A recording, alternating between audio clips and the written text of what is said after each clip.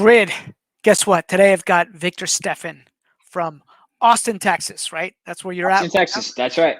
But you cover a massive footprint.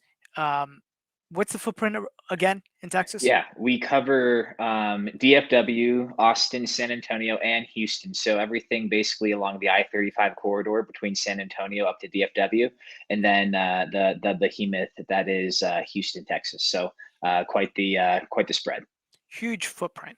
And the reason why I wanted to bring Victor in to talk to you guys specifically in Grid, right, is because Victor is an investor-friendly agent, right? He is crushing that game. And selfishly, what I wanted to do was kind of get on here and ask him a bunch of questions regarding his model and how he does it and all that good stuff. So Rip it off, man. Good. R&D. R&D.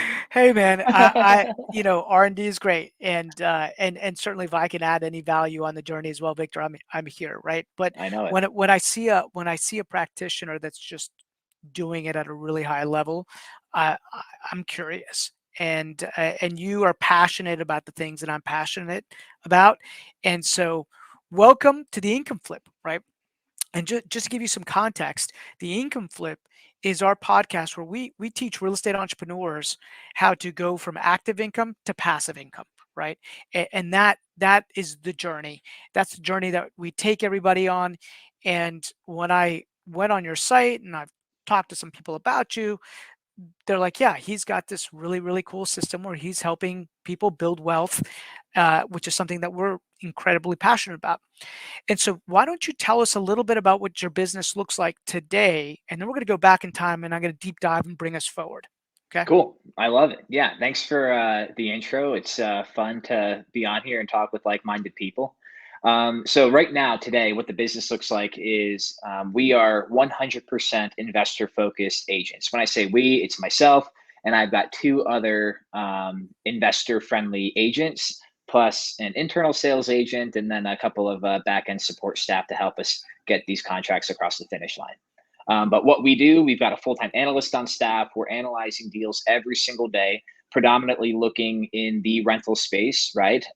Single family, multifamily rental properties, short-term rentals, mid-term travel nurse style rentals. And then of course, like your bread and butter long-term rental housing as well.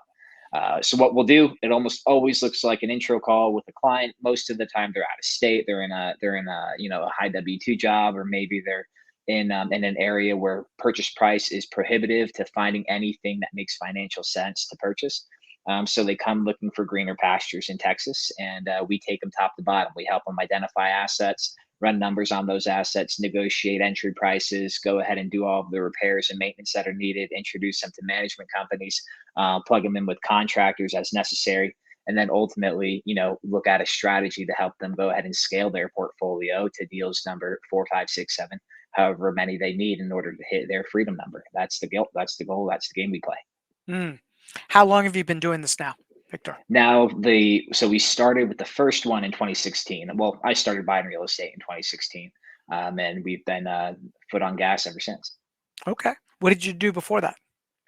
Before that, it was executive recruiting in New York. We were headhunters for Wells Fargo. I don't know if you remember when Wells Fargo was making fake bank accounts for a bunch of old ladies in the Midwest, but they had an absolute exodus of bankers and wealth professionals, and so they brought in my firm to help repopulate the ranks. So it was quite the experience.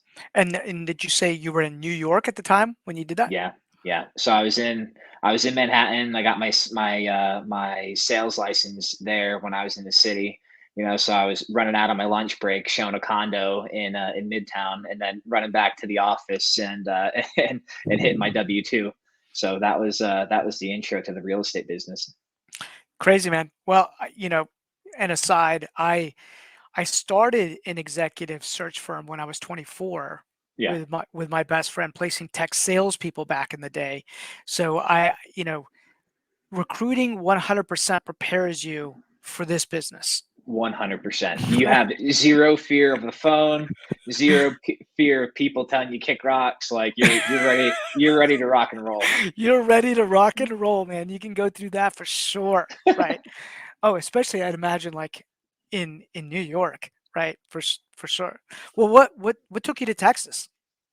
So the short answer is I met this lovely girl, and she was working in New York too, but her whole family was all from Texas. Our very first date, she says, "Hey, like I don't know where you think this is gonna go, but just so you know, I'm applying for jobs back in Texas." And I said, "Hey, like slow your roll. Like I'm just trying to get a drink, hang out, meet you, and now we have a little baby boy. So She uh, knew. She knew. She was right. She was like, "Listen, this is it. This is it. Locking him yeah, down now." so Okay. it was serendipitous the timing to get to Texas though, because like the Austin market, as I'm sure you've seen, had exploded over the past 5 6 years. Yeah. Absolutely, like going gangbusters. Similar Yeah. with like DFW, and San Antonio is just kind of starting their own little renaissance. So there's a lot of opportunity to be had, but we've also seen a lot of opportunity already capitalized on in this market for Mhm. sure. Mhm. Mhm. And so what got you, I guess, of all the spaces, right? What got you interested in, because you could get your real estate license and like, you can go after luxury and you could do lots of Yeah, different, like what got you interested in this yeah. space in particular? Cool. Two things. So first, when I was in college, I went to this small school, Colgate University, upstate New York. Played football there. There's a guy on campus, and he owned like basically all of the apartment housing in the community. He owned a couple of car washes, some retail space, and during the summer times, just to make some extra cash, I'd help him manage properties. So he'd text me, be like, "Okay, like collect rent from like these apartments." So I'd go over, knock on the doors, collect the checks. If there was like work that needed to be done, we go and help them out with that. So that was like an intro to the business. And I remember dropping off rent checks to this guy and having a stack of checks and cash, a couple inches thick, and being like, man, this is kind of crazy. So that was a good intro. And then Mhm. getting into New York, hearing those conversations with a lot of the wealth professionals I was around about real estate, I ended up listening to, podcasts like this one, listening to the Mhm. Bigger Pockets podcast too. I ended up Mhm. taking one of my first big commission checks from one of those condos I sold in Manhattan, and I bought a $100,000 sixplex in Scranton, Pennsylvania, as my first cash flow play. It was fully occupied. The tenants paid rent only in cash, so I would drive my little Honda Civic from Manhattan to Scranton once a month, knock on all the doors, and collect the rent, just in search of the financial freedom. Trying to build something different than I grew up with. That was the intro. I love that. It's interesting how these seeds get planted in our life and in our heart along the Yeah, way, and you're no just doubt. not sure like what will spark you, right? Because Yep. somebody else would be like, "Forget it. There's no way I want to go do that." Collecting checks, right? Like for this guy, and they just don't see it, but you saw it. By the way, do you still own that property in Scranton, or were you like, Just recently sold it. Sold it only probably a year and a half ago. We sold it for like 300 or something. It was ridiculous, but it was learned a ton from managing because I was managing all the tenants my own, and then after moving to Texas, learning how to manage that thing from out of state. You learn a lot about asset quality, location quality, tenant quality, management principles, a lot yeah? just from doing that first deal and hopping in and saying, "Hey, I guess I want to buy something and I can afford this one, so let's do it." Yeah, it's just it's an education, right? Yeah, It's an no doubt. education for sure. Okay, so you moved to Texas, right? You're in Austin, brand new to the game. Got your real estate license, right? You're gonna get some kind of form of reciprocity. Like, how do you start? What'd you do? Yeah. So on the agency side of the business, is that the direction that you want me to go, Yeah. or do you want me to go Well, investment side? what side did you start in when you got to Texas? Were you like, I'm just gonna do this full time as an invest? Like, what was the plan? Plan for me was just to do an investor. I wanted to be a syndicator, right? I wanted to Mm-hmm. raise a bunch of capital and buy 150 apartment complexes and do that whole game. Mm-hmm. So I started a small company. We ended up doing a small syndication, but I learned that syndication is not for me. I learned I'm not as patient with limited partners. I like Mm-hmm. doing deals my own way in a way that I see fit for those deals. And Mm-hmm. it's okay. We had exited that first syndication just fine, but I learned it's not something I want to do. So ended up just going ahead. And my first deal in Texas was like everybody, just did a house hack down here, bought a Mm-hmm. single family house that had a guest house on it.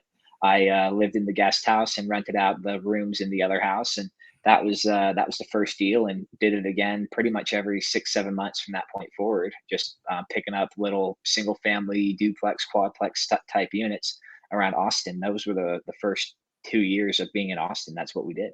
Okay. What did you have your did you were you practicing any real estate as an agent in between that period? Not my first, probably not my first 6, 7 months here. Okay. Texas is a little bit prohibitive in terms of difficulty to get their license. One of the more difficult states, like Pennsylvania or New York or Florida, like a lot of those markets, it's a little bit easier. Texas Mhm. was 180 hours, so it was Mm. a big commitment in terms of time, especially working full time to get the license. So by the time I had got my license, after 3 or 4 deals had gone by, I was already pretty familiar with my own deals in the market as well as what investors were looking for. Got it. Yeah, because like it was you, right? Right, You learned it on your own dime, syndicating and just looking for deals yourself. right. So where did that transition occur? How did that transition start Yeah, happening? cool. I ended up having a lot of people asking me to help them do what I was already doing. And Mhm. then I was already an agent in New York. I knew that side of the business, but I didn't think I wanted to show people, the houses and have them back out of something because they didn't like the cabinet color. That was Mhm. not my forte. But talking about numbers with people, talking about how this portfolio fits or how this specific deal can fit into a larger portfolio, and having buyers who are making decisions rationally, not based on subjective, reasons. That sat much better with me. Mhm. And I ended up having a couple clients who said, you know what, I'm looking for this house hack type of deal. I said, hey, you know what, I've done a few of those. Here's what I would look for. Here's Mhm. pitfalls that I would avoid, having already done it a few times. And they're incredibly appreciative. We closed a few really quickly, and it was like another revenue driver for me to continue to build my own investment portfolio, which when you talk to clients and you let them know that you're investing right alongside them in the exact type of deals that you're presenting to them in a monthly or every month kind of frequency, that carries really well, and it gives a lot of weight to our business and how we're representing clients. Yeah, 100%. So how do you balance those 2, right? Like you're building your own portfolio and you're helping clients on the acquisition to build their portfolio. How much time do you spend building your own portfolio? How much time do you spend helping other people build their portfolio? Yep. Is it just kind of integrated? Like how do you think about that? Yeah, great. My portfolio building takes very minimal mental bandwidth. I know what I buy and I know what I'm buying right now. And Mhm. when I see something and it hits those boxes, it's zero mental capacity for me to say, okay, yeah, we're going for it, and we buy it. Mhm. Mhm. And my wife has seen the impact of those deals, and she fully trusts. And we'll talk about them, of course. And we tour these properties now just because it's fun for us to look at real estate. But it's very easy for me now to see something that fits the buy box and say, yeah, go. Um, so that leaves a lot of mental bandwidth and a lot of professional bandwidth for our client base, because Mhm. most of the investors who we have come through, they have a deal or two, but it takes a little bit more time for them to say, yes, this is something that I feel comfortable moving forward on, because, just they don't have the time on task, which is absolutely okay. And we're here to help shorten that learning curve for that client. Mhm. Mhm. I understand that, right? So, so help me understand buying assets on the buy side of the business, right? Takes time. Like you're gonna have to write a certain amount of offers to get the type of deals that makes sense within the buy box that the client has, right?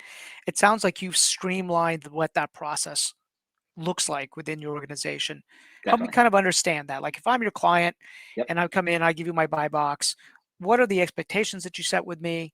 And what does that house buying process look like? Great. I love that question. Um, and I can give you a detailed answer, and I could also give you a 30,000 foot view answer. We'll land somewhere in between. Okay. So, um, step one is always going to be an introductory call. I work with almost all of my clients directly, especially if I'm the first point of contact. I like that to be a very seamless transition for the client and make them feel cared for and heard. So we'll do an introductory call, do a consult, And I'll at first make sure that what they're looking for is even something that I can help them find. If Mhm. they're looking for something right now that's, a 10% cash on cash return after setting aside their pity payment and vacancy and management fees and capex, I'll tell them, hey, unless you want to go to some pretty tough areas of the state, I'm not going to be your guy.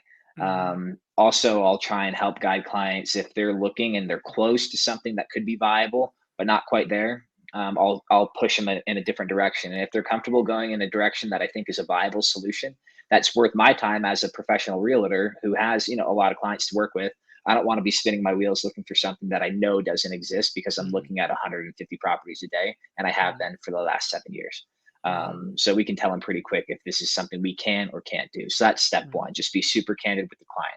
And if Mhm. we can't do it, we probably have somebody in our network who does specialize in that asset type. If it's large commercial or they're looking for really distressed off market type of inventory, we can push them to that correct relationship, and we know that they're going to be taken care of. So that's step Mhm. one.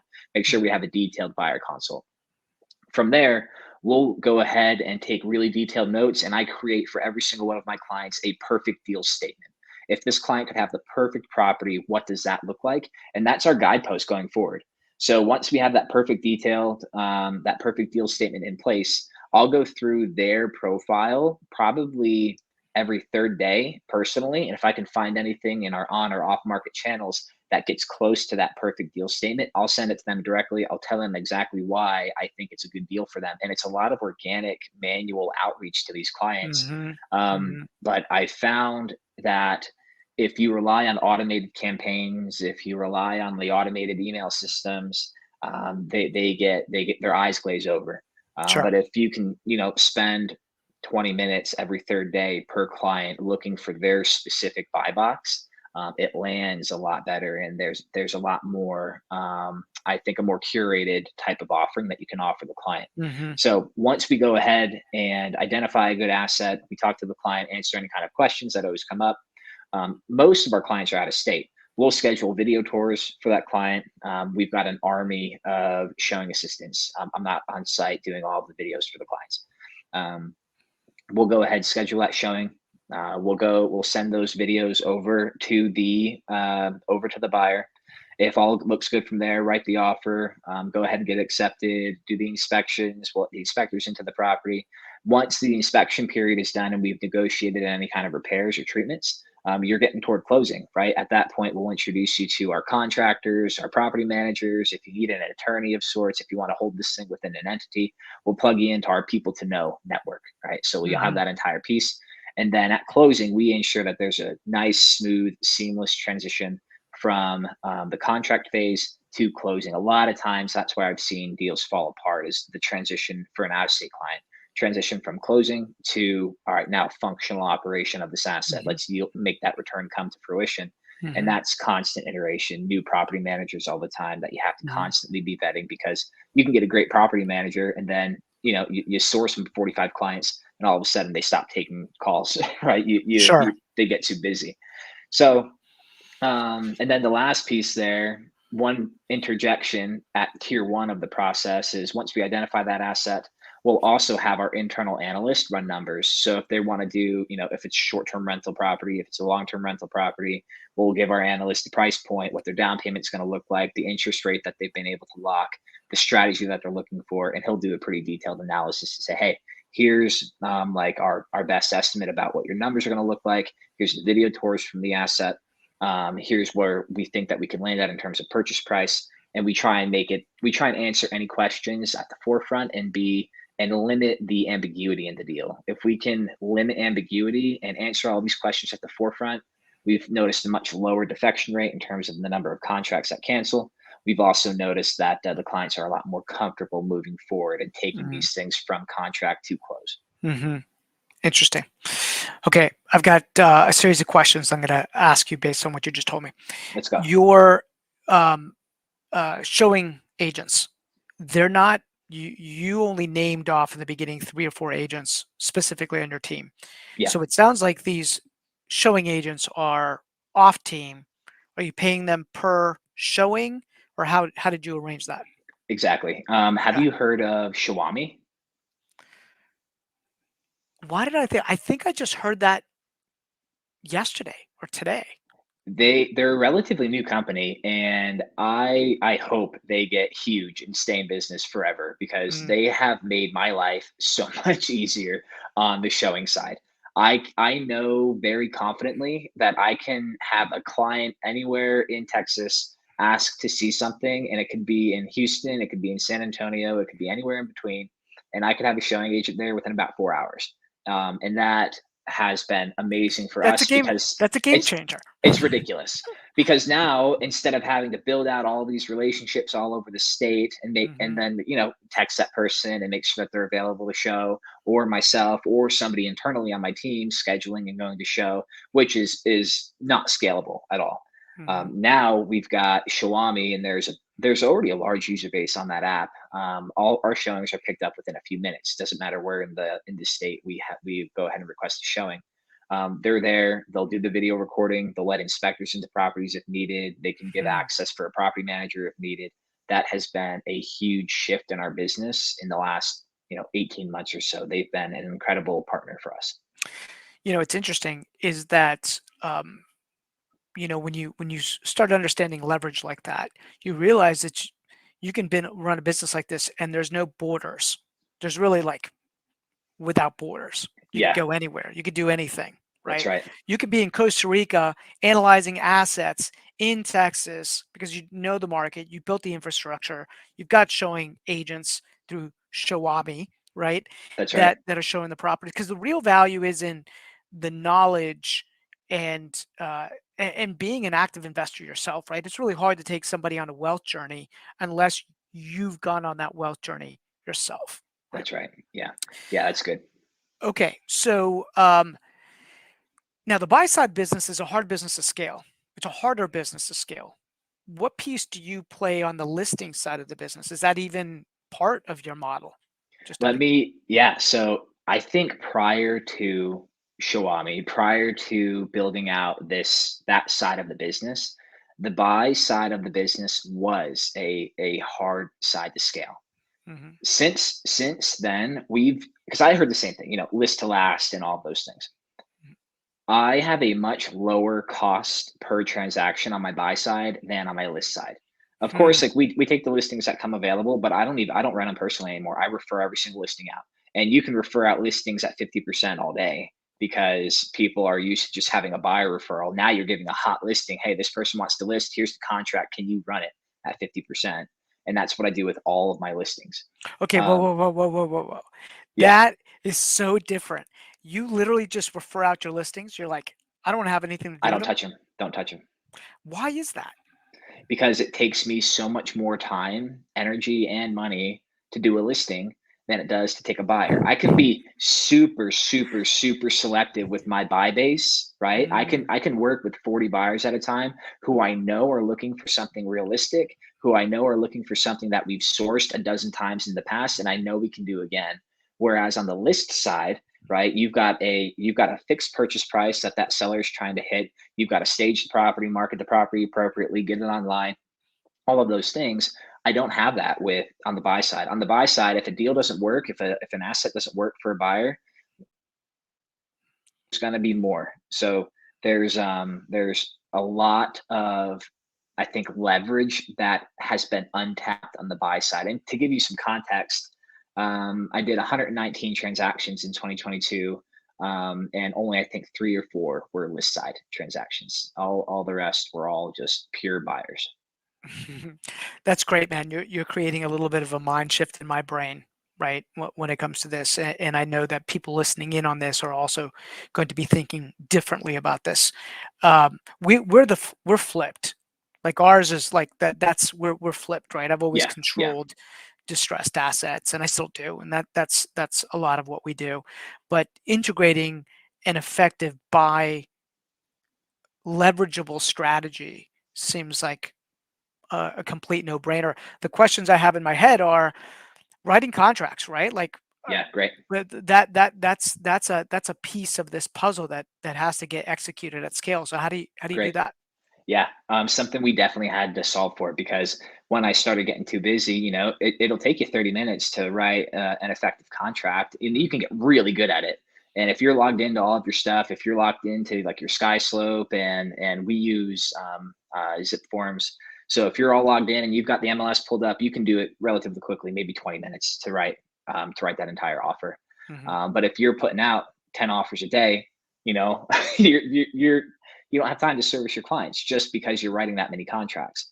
So that's where our licensed internal sales agent came into play. Hmm. Needs to be licensed in order to really like represent a client effectively on in terms of contract writing. So that's what I've done. Brought in the ISA, and one of her biggest jobs every single day is I text her over the name of the buyer's email, and she can pull up their file and look right into there at what type of offer they want to go ahead and submit. If she's got any questions, she has all of the buyer's contact info. She can reach out directly, what kind of contingencies that we have in place. But most of these contracts that we're writing, they have standard contingencies: appraisal, financing, inspection. Hmm. So that's a part that we've been able to lever out, and she can focus just on writing contracts and getting those submitted over to the seller's agent, while I can continue to identify good investment opportunities and do the introductory calls with my buyer base. Hmm.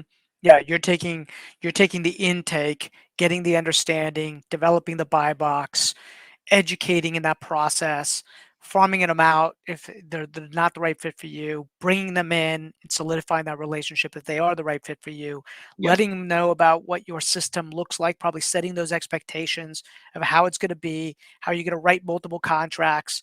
You're probably going to tell them something along the lines of, for every 10 we write, you're going to get one, right? Do you know the exactly numbers? right. Exactly Right? right. Well, it depends on the season. So, if it was peak of season, let's say if it was March of 2022, Hmm.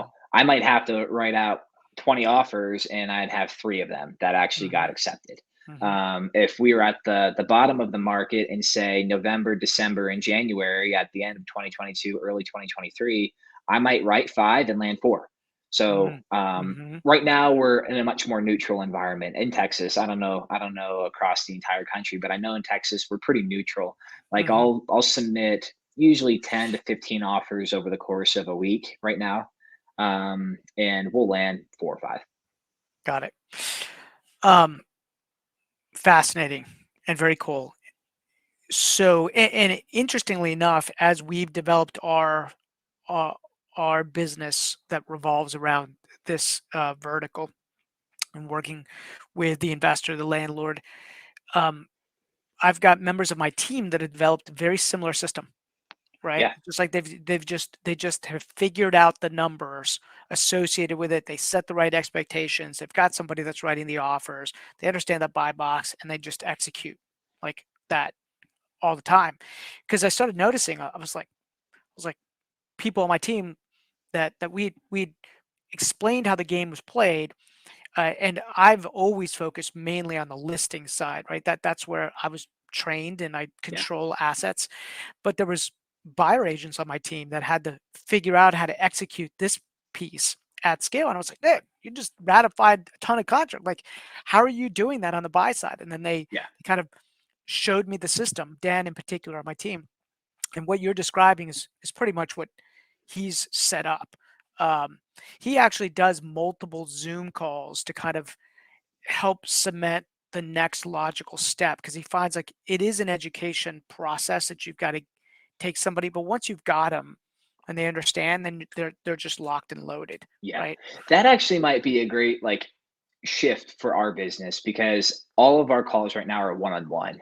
And what I find now, we're booked out for 3 weeks in terms of introductory calls, and I can only do so many a day. Mhm. So that may be something, Rob, that I might go ahead and integrate into our business. Maybe grouping 3 or 4 of them together and Yeah, answering group questions. That might be a good idea. yeah, interesting. Okay, so that's cool. You just said you're booked out for 3 or 4 weeks, right? How do people find you? How do they Great. know you're the guy?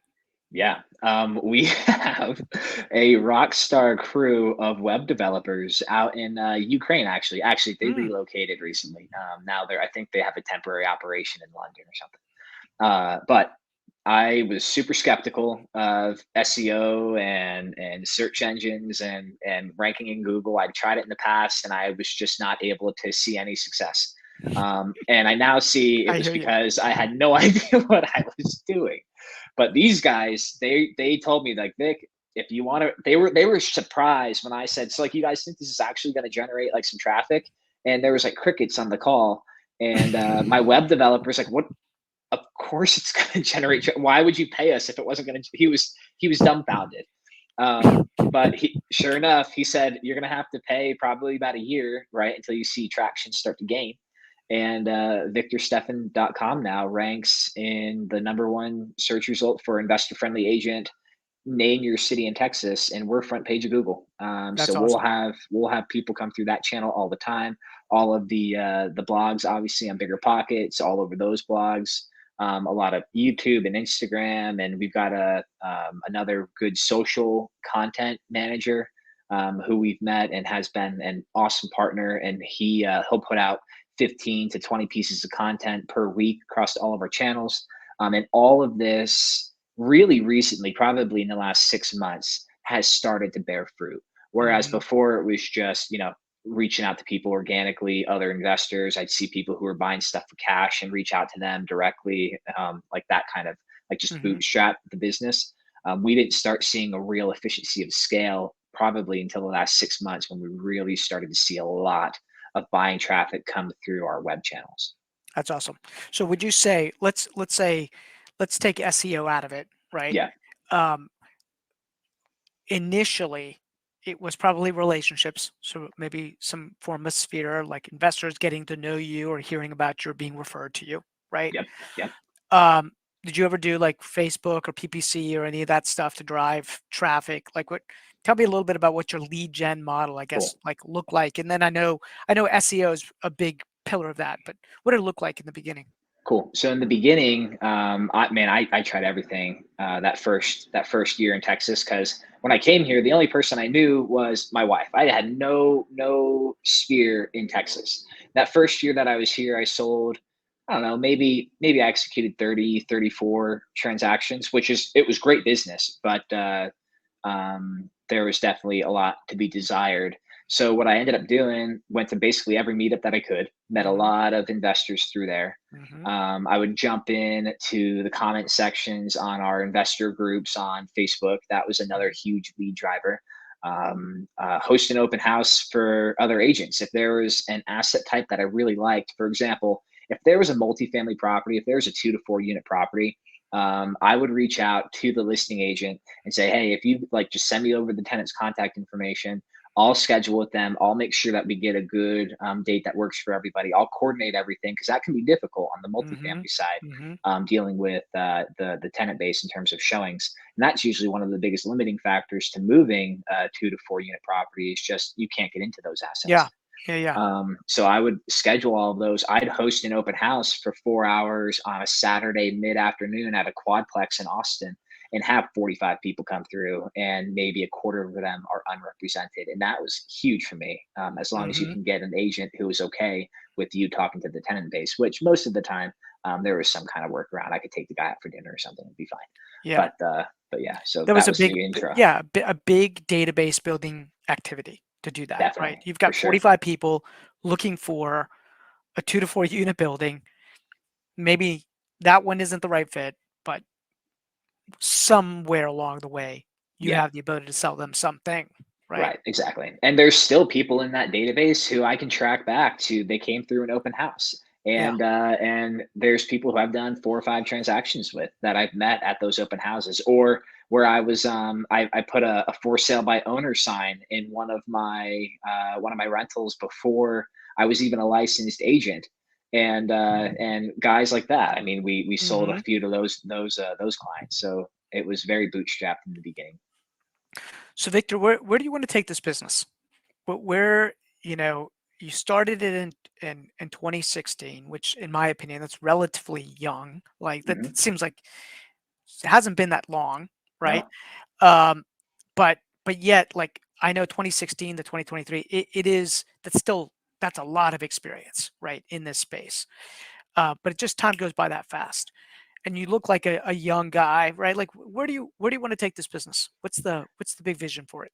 Yeah. So this is something I always go back and forth on, but I feel really good and secure. And I've got a business coach who has been phenomenal in helping like shape like real direction and where I want to go.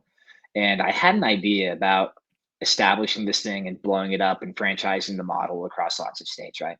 But at the end of the day, if I change nothing in the current iteration of the business, will I get to where I want to get to? And the answer is yes. And I'll be there relatively quickly within about 4.5 to 5 years.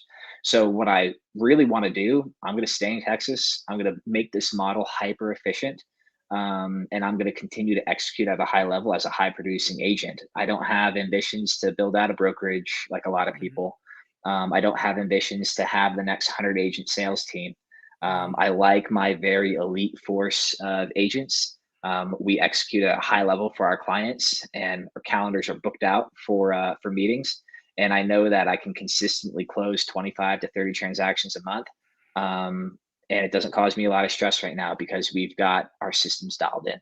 And if I can mhm. sustain that level of production for the next about 4.5 to 5 years, I'll go ahead and exit and enjoy my large passive income portfolio that I've been able to build, and enjoy time with, hopefully, God willing, a big old family, and go to some soccer games or something. I don't know. That sounds awesome. How old's your how old are your kids? You have one right now? One baby boy. He's 21 days old. Oh my god, dude, congratulations. Thank you. You're Yeah. just starting. He's 21 days old. Dude, my Yeah. daughter's 21 years old. It's crazy. It's crazy. You're just Yeah. starting the journey. That's so cool. Yeah. Um, okay, I love that. I love somebody that has thought it through and says, "I know what I'm building." That's really important. Like, I know what I'm building. You're clear on what that is. You're probably clear on who you are and what your skill set is and what lane you want to play in, right? Yep. Um, Exactly right. and so you're going to take this active income, it sounds like, from selling these houses, and then you're going to buy assets, right? Is Yep. that's the play? And then Exactly. and you probably have a freedom number, Hmm. right, or some kind Yep. of FU number, right? Yeah. That you're working toward. I would imagine, right? Yep. For sure. And then if you hit that number, which it's not if you will hit that number, right? Will. Um, you'll then, that you have optionality. You'll then decide, well, what's the next iteration of what it is Hmm. that I want to build, right? Yeah. I would suspect that would So happen. something I always do, and I've had to police myself from doing this. I'll get relatively successful at something, whether it's like the executive search firm, or whatever it is. And I'll get to a point where it feels comfortable and like I know what I'm doing, and it seems very routine, like day after day after day. And I'll throw a wrench in there somewhere and try and make it bigger. I'll try and scale it up. And I've done it in this business as well. I've thrown a Mhm. wrench into it and tried to bring on 15 agents, and just realized it wasn't exactly what I wanted to do. So it's a constant fight for me to say, this is what I'm working on. If I don't change anything, I'll hit what I want to do. So just make this a little bit better. And then when I get to my FU number, and when I get to that passive income stream coming in, and then I have that portfolio owned free and clear. Maybe it's not the highest return on equity, but I know if I don't touch it, nothing changes in terms of personal life and production, right? Mhm. Then at that point in time, if I want to go and, I don't know, start a steel manufacturing plant and be the next Carnegie, I can do those things. Mhm. And if I want to start, some kind of crazy franchise model wedding venue business, which I've been toying with, uh, then I can do that without tossing out the baby with the bathwater, so to speak, and risking the lifestyle that my family's come to enjoy. That's cool. Yeah, you want to. It's like these steps, right? You want to Yes, lock in the your gains. lock in the gains, right? And then you Yeah, lock them in, and you're like, okay, this is good. And then you're gonna lock in the next gains, and then the that's next right. gains, right? Yes, yes. Where did you learn this? How did you There, think about this? Right? You're a pretty young yeah. guy. I I get it, but your thinking's more advanced than most, right? That I run across. Well, I appreciate that. Rob, you and I were connected through the Bigger Pockets community. Hmm. Um, that's I've been listening to those guys, I feel like, for forever, since probably 2010. Like when Mhm. Josh Dorkin and Brandon Turner were on the podcast. I remember when Josh Dorkin left, and I was like, all right, well, the podcast's going downhill now. And that was so many iterations of hosts ago. But that was always a conversation that they would have. And then seeing a model, seeing somebody who has done it, and in terms of my mentor that I had back in college, seeing him multi-billionaire but still lives in a 3-bed 2-bath house on a golf course in Hamilton, New York, Mhm. and is hanging out with the college kids and mentoring them through their post grad transition. Really, really cool to see. And just, I think, and then obviously all of the reading and books that are out there. I think I've done a lot of distilling about what I do and don't want, what is Mhm. and is not important. Mhm. And what I've noticed, I do a lot of journaling, a lot of writing, every single day almost. Mhm. And it's about, there's usually some kind of iteration of that question of, if I don't change anything, will I get to where I want to get to? Mhm. And if the answer is, and this happens in the physical space, like your physical body, maybe like mentally as well, professionally in your relationship, that question holds, because you've got to identify where you are right now versus where you want to go. Right. So what I found is when that my journaling entries, when they get more and more narrow, there's less and less deviation from one month to the next in terms of what I'm describing in the business and how I want the business to look and what I want my family to look like. I know I'm really zoning in on something real and like visceral, Mhm. and it's not as flippant. Like, say, building a business and wanting to build a big old syndication and having 15,000 doors in the portfolio. That was in the journals years ago, but it's not there anymore. And my iteration has gotten closer and closer and closer to a concise type of goal. And Mhm. I think that has helped a lot. Now, knowing, just looking back for the past couple of years, and it's been very consistent, I know that there's something real there. Yeah, what's cool about that, especially journaling, and actually going out and doing and tasting and figuring out what you like, is that you discover, like, what you are uniquely good at and what Hmm. you enjoy doing. Because sometimes we get caught up in seeing what other people have built, and we're like, "Oh, I wanna build that. That looks cool." But Yep. then you realize that maybe your temperament isn't right for that, right? When I first started, I wanted to be a large multifamily apartment building, like I would just thousands of them, right? Yeah. Yeah. And I I get it. and I realized that, like, no, that's not where I really enjoyed playing. Like, yes, I own lots of units, right?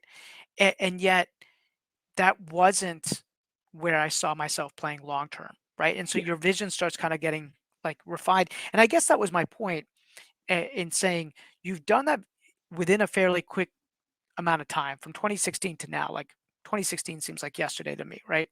Uh-huh. I started in the game full time in 2005, purely as an investor, Right. and there's been multiple iterations of what you're talking about, Yeah. and I think it's only recently that I've been like, this is exactly what I want to do. Yeah. Right? Yeah. 'Cause it seems like you got there a lot faster. So I just wanted to give you kudos on that. And what I got from it was being able to listen and learn from other people, right? Yeah. And then, 100%. right, listen and learn from other people, and just, like, really self-reflecting, Mhm. right? Taking Yeah. time to self-reflect. Yeah, the reflection piece is huge. Also, like, um, another thing that can't be overstated, I think, is like there's been an amazing amount, I think, of opportunity and like privilege that I've had. Just like having a family around you that's like supportive, and you can take some risks. And at the end of the day, if you go and you put everything into this syndication and it goes belly up, and you're back at home living on your mom's couch, like you've got your mom's couch to fall back on. So Mhm. there Mhm. was there was like some early just like you know what, we're gonna go for it, and I'm Mhm. naturally risk tolerant. So some of those early risks, hitting the market in 2016 forward was quite the bull run. So I'm Sure. sure I had some wind in my sails that helped to cover up for mistakes, so I didn't have anything catastrophic that was a big derailment, and I was able to experiment with a lot of different asset types and management styles and business models without having my butt handed to me. And Mhm. now I've been able to take my lumps from those things without being too severe, and then also take the good and keep the good, get rid of the bad, And now what I'm left with, everything that I'm doing now, it feels good. And Rob, I'm sure over the course of the next, 14 years, there will be other iterations, but whatever iteration I do, I'm not gonna, because I've locked in those gains up to a point, and because I'm consistent in terms of hitting those numbers, I'm not going to go backwards, but beyond any point that I've already achieved. Hmm. That's the real goal for me. Yeah, the goal is don't go backwards, Don't go right? backwards. Don't go backwards. Keep moving forward, especially now that you've got a 21-day-old Day baby old. boy. Uh-huh. Yeah. What's his name? Boaz. Boaz. Okay. Boaz. Yeah. He's it's from the book of Ruth. He was the patriarch in that story in Hmm. the Bible. Beautiful, beautiful, beautiful story. Kind of a man that you would want to emulate. And also he was a land baron. The guy owned tons of real estate. So There's a connection. I love it, man. I love it. Hey, well, Victor, thank you for sharing time. I could continue asking a lot of questions, but I know your time's valuable. It sounds like you've got a 2 o'clock, probably like myself right now. Um, yeah, and your calendar's booked for the next 3 weeks, so hard to get on your yeah. schedule. But if anybody wants to get a hold of you, if anybody listening here is investing in Texas, right? How do they reach you? The absolute easiest is going to be via the website, Victor Steffen, it's my name.com. VICTORSTEFFEN.com. That's it. Awesome. Victor, I love the website too. It's great. I I'm gonna have appreciate that. I'm gonna have to do a little R&D on that thing. Do you think? Do what you gotta do. No, Victor, I look forward to networking and masterminding with you more in the future. I'm glad we're able to connect today, man. Thanks so Likewise. much. Yeah. Thanks so much for having me on. I appreciate it. Sure thing. All right. Bye.